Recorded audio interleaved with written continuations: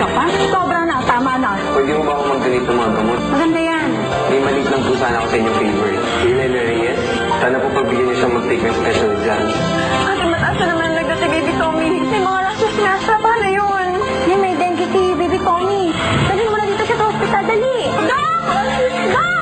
Masyadong mababang kanyang blood platelet. Alamang sa hindi, you'll have to undergo blood transfusion. Lakasan natin ang ating loob para sa kung anong pwedeng mangyari sa bata. Nay! Kahit dugo-dugo niya yung ni Baby Tommy, Nay! Ano nangyayari? Baby? Doc, ano ba nangyayari sa anak ko?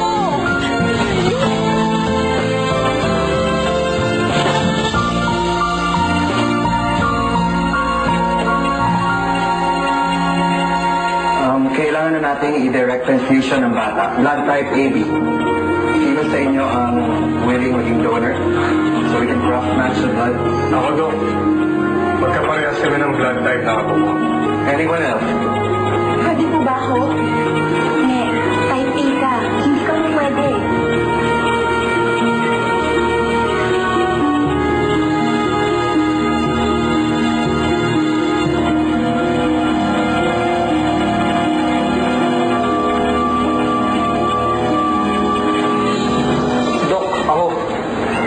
Magbibigay ako ng dugo sa anak ko.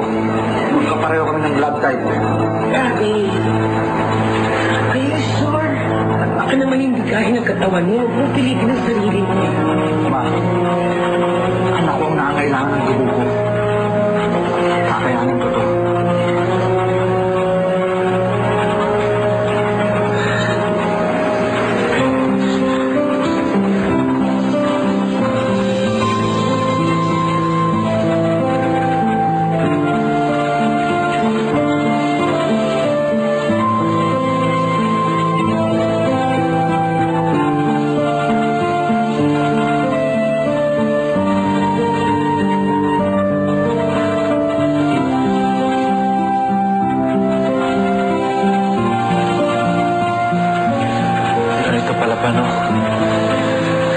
Nakagawin mo lahat para sa anak mo.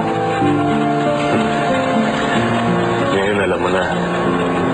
Naintindihan mo na kung paano ang maging isang ama.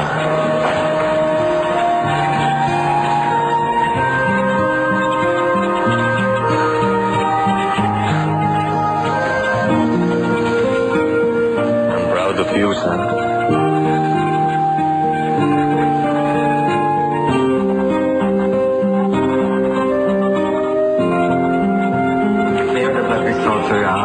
May nakita pong trace of alcohol sa dugo niya.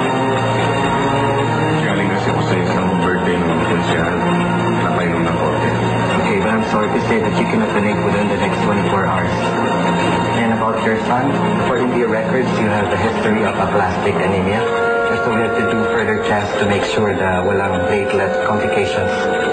Medyo matagal po yung process na yun, and hindi natin pwedeng ipilit na isalin yung dugo mo sa anak mo. Otherwise, you and your son will suffer. In other words, none of you two is qualified. You need to find a new donor, and you have to do it fast. Excuse me.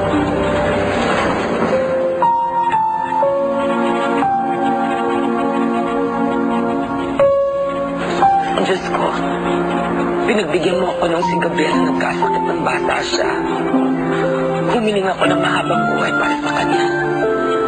Humihiling ako ngayon para naman sa apo ko. Huwag mo po sanang papabayaan ang apo namin. Pagalingin mo po si Baby Tommy.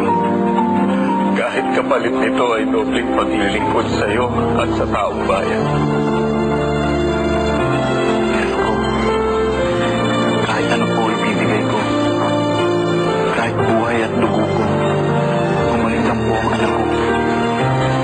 Magiging mabuting ama ko sa kanya.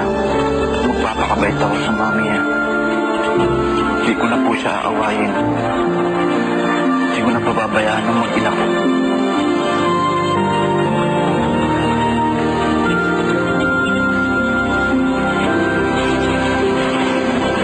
Hello?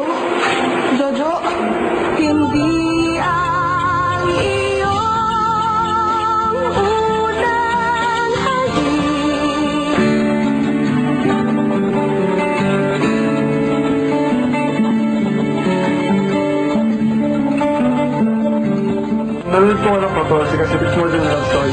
yung consequences